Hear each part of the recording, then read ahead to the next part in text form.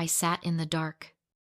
The only light in my office coming from the cold glow of my phone screen. On it, a live stream was playing. My 26-year-old sister, Brittany, was twirling in front of a mirror in a bridal boutique. Wearing a gown that cost $20,000, she laughed. A bright, sharp sound that echoed through the phone's speakers. "People keep asking why my sister isn't here," she said to the camera, addressing thousands of strangers. "Look, I love her, but Madison is just heavy. She's like a walking ATM with a bad attitude. Bringing her along would just curse the whole vibe." Beside her, my mother, Susan, nodded in agreement. "Sipping champagne." "Exactly," she chimed in. "Madison is great for signing checks, but she doesn't really fit the aesthetic of a royal wedding." "Does she?" I didn't cry. I didn't scream. I just looked down at the notification that had popped up on my laptop screen moments before transaction approved. Bridal boutique, $20,000. Before I show you exactly how I turned that laughter into a scream they will never forget. Drop a comment and let me know where you're listening from and what time it is for you right now. I'd love to know who's standing with me in this fight. I didn't throw my phone across the room. I didn't scream into a pillow. I simply opened my laptop and logged into the Family Trust Administrative portal. They always forgot that I wasn't just their bank. I was their chief financial officer. I had the passwords, the security keys, and the legal authority to manage every single cent that flowed through this family. On the screen, the financial dashboard lit up. I could see the live transactions pending. The rehearsal dinner bill was currently sitting in the queue, $15,000 for vintage wine and imported truffles. My mother and Brittany were celebrating their cleverness, drinking away my savings while mocking me to the world. I moved my cursor to the cards tab.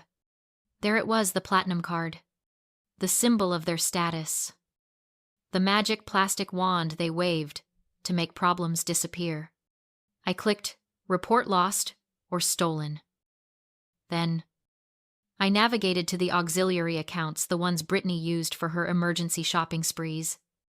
I selected freeze all assets. One click. That was all it took. I turned my attention back to the live stream on my phone. The delay was only a few seconds. I watched as a waiter in a white tuxedo approached Brittany's table. He leaned down, whispering something discreetly. Brittany laughed, waving him off, and gestured for him to try the card again.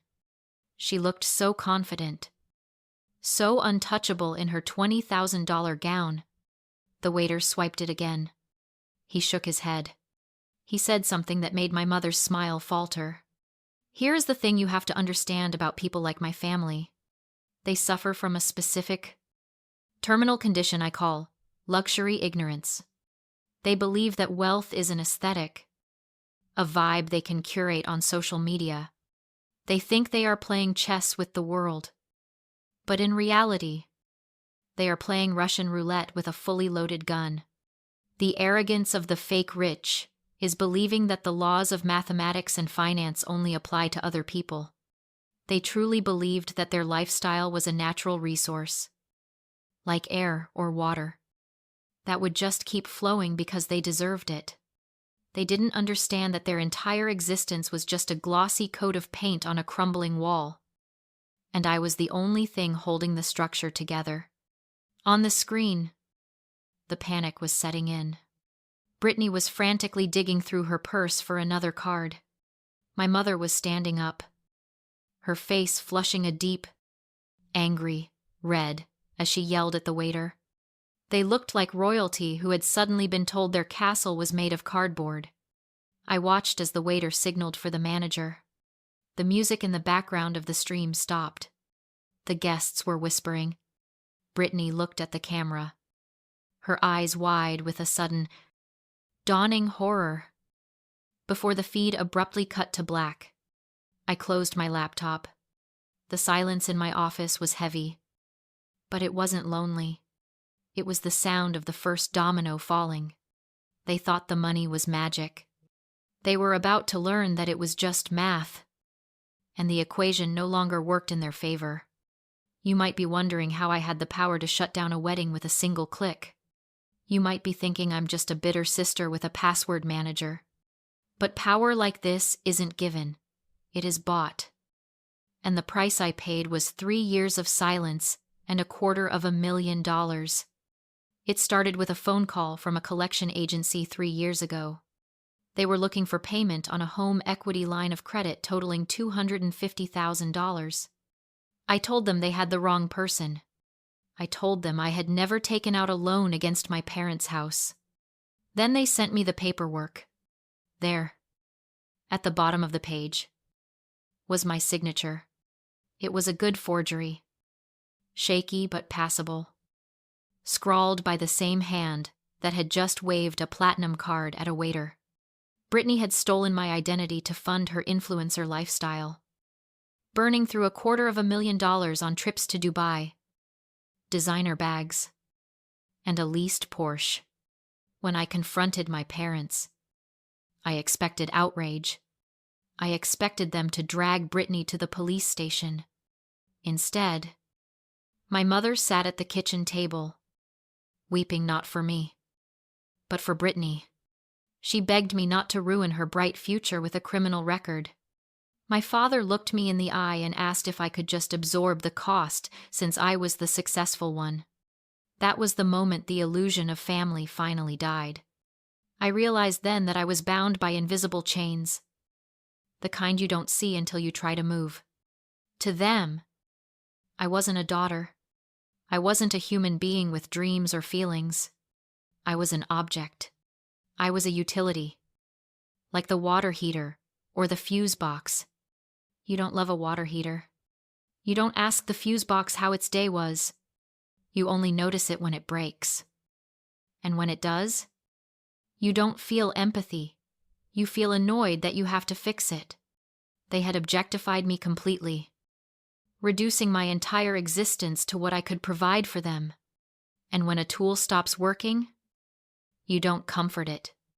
You kick it. So, I made a choice. I didn't send Brittany to prison. I didn't scream.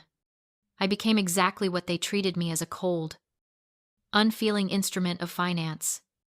I told them I would fix it. I told them I found an investor willing to buy the house and lease it back to them so they could pay off the debt and keep their social standing. They were so relieved, so eager to bury their shame, that they didn't even read the fine print. They signed the deed over to a blind, limited liability company I had established the day before. They thought they had tricked some faceless corporation into saving them. They celebrated that night with champagne, laughing about how they had dodged a bullet.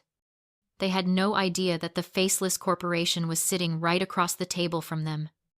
They didn't know that they hadn't just sold their house. They had sold their freedom to the daughter they called a burden. For 3 years, I held the deed. For 3 years, I acted as their landlord from the shadows, collecting their rent checks, renewing their lease, and waiting. I watched them treat my property like it was their birthright. They thought I was just the sister who paid the bills. They forgot that the person who pays the bills is the person who owns the lights. And tonight, I decided it was finally time to flip the switch. My phone exploded with messages within minutes of the live stream cutting out. Brittany was first. She didn't call. She sent a series of voice notes, her voice screeching so loudly it distorted the audio. "Are you kidding me right now? You cut the cards. You petty. Jealous witch. You're just mad because I'm the bride and you're the spinster sister nobody wants." Then came my mother. "Madison, fix this. Now. We have 300 guests. Do you want to humiliate us? Do you want to ruin your sister's life because you can't handle not being the center of attention?" I didn't respond. I sat in my quiet office, watching the security feed from the Napa estate on my second monitor. Since they couldn't pay the venue fees for the rehearsal dinner, they had made a desperate, toxic pivot. They were moving the entire operation. I watched on the grainy black and white feed as catering trucks began pulling up the long driveway of the vineyard estate. "We don't need her money," Brittany's voice screamed through another voice note, breathless and manic. "I don't need a venue. We'll do it right here. We'll have the wedding in the backyard. It's our house. And we can do whatever we want. Watch me. Madison, just watch me have the perfect wedding without spending a dime of your precious money." I watched as workers began unloading tables, chairs, and cases of liquor onto the manicured lawn. They were setting up a stage. They were rigging lights. They were preparing to host 300 people, a DJ, and a pyrotechnics show in the backyard of a residential property. They were so confident. They moved with the entitlement of people who believed ownership was a feeling, not a legal status. They truly believed that because they had lived there for 20 years, because their clothes were in the closets and their photos were on the walls, that the ground beneath their feet belonged to them. They forgot the most basic rule of real estate tenants: do not have the right to turn a private residence into a commercial event center. I zoomed in on the feed. My father was directing the caterers to set up a grilling station next to the heritage oak tree, a violation of the fire code. Brittany was instructing the sound crew to set up speakers that would definitely violate the county noise ordinance. They thought they were saving the day. They thought they were being resourceful, pivoting to their backup plan to spite me. They didn't realize they weren't just throwing a party. They were constructing a legal trap for themselves. Nail by nail, chair by chair. I watched them work for an hour. I let them build their stage. I let them hang their lights. I let them believe they had won, that they had outsmarted the walking ATM. Then, I picked up my phone. It wasn't to call my mother. It wasn't to beg for an invite. I had a different call to make, one that would end the party before the first cork was popped. I didn't call my mother back. I didn't engage in a screaming match with Brittany. I simply picked up my desk phone and dialed a number I had saved 3 years ago, hoping I would never have to use it. It wasn't the non-emergency line. It was the direct line to the Napa County Sheriff's Department, specifically the desk of the watch commander. When the officer answered, I didn't speak as a heartbroken daughter. I didn't cry about my sister being mean to me. Police officers hate family disputes. They call them civil matters and tell you to work it out amongst yourselves. I knew that. So I didn't speak as Madison, the sister. I spoke as Madison, the managing director of the LLC that held the title to the property. This is Madison, I said, my voice steady and professional. I am the legal property owner of the estate at 4200 Vineyard Drive. I am calling to report an active situation involving large-scale commercial trespassing and multiple fire code violations. I listed the infractions with the precision of a surgeon cutting out a tumor. There is an unauthorized commercial gathering of approximately 300 people on private residential property. They have erected temporary structures without a permit. They are operating commercial-grade pyrotechnics in a high fire risk zone without a fire marshal present. They are blocking the emergency access road with catering trucks. I didn't mention it was a wedding. I didn't mention they were my parents. None of that mattered. Legally, this was a liability event waiting to happen. I have the deed and lease in front of me, I said. The lease forbids commercial activity and gatherings over 50 people. I'm requesting immediate removal of all trespassers to secure the property. There was a pause. Then rapid typing. Units are nearby. The officer replied, given the crowd size and fire risk, we're dispatching a supervisor and the fire marshal now. Thank you, You're authorized to enter the gate. I hung up. It took less than 2 minutes. They spent months staging this spectacle. I spent one phone call dismantling it. On the security feed, the party looked perfect. The vineyard glowed at sunset. Brittany toasted herself. My parents played the part of proud hosts. They looked like people who thought they'd won.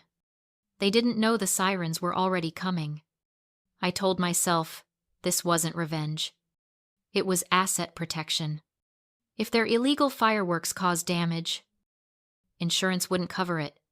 I was simply acting as the responsible property owner. But when blue lights flickered across the vines, I admitted the truth. It felt like justice. The police weren't the real weapon. They were just the delivery system. The real weapon was a document in my safe, a 1031 exchange agreement my parents signed 18 months earlier without reading. They wanted to avoid capital gains taxes. So, the property was held by a qualified intermediary, me.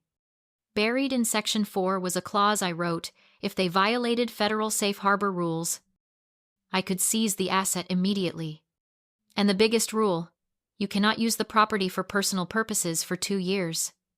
By hosting a private wedding, they didn't just break a lease. They committed tax fraud. And the moment they did, the property became mine. They thought they were saving 20% in taxes. Instead, they handed me a $2 million estate. When the patrol cars crested the hill, the party collapsed. Brittany screamed. My father shouted. The sheriff calmly read the deed. This property belongs to Madison Holdings, LLC. When Brittany cried, "It's my wedding," I answered evenly, "No, it's an eviction." 15 minutes later, the vineyard was empty. The aftermath was worse. The IRS audit wiped out everything they had. Bankruptcy followed. Brittany's marriage lasted less than a month. Without my money, there was no illusion left. I sold the vineyard and used the proceeds to create a foundation, helping young adults escape financial abuse. Now I live quietly. No demands. No chaos. For the first time, silence feels like peace. I lost a family that never protected me and gained myself.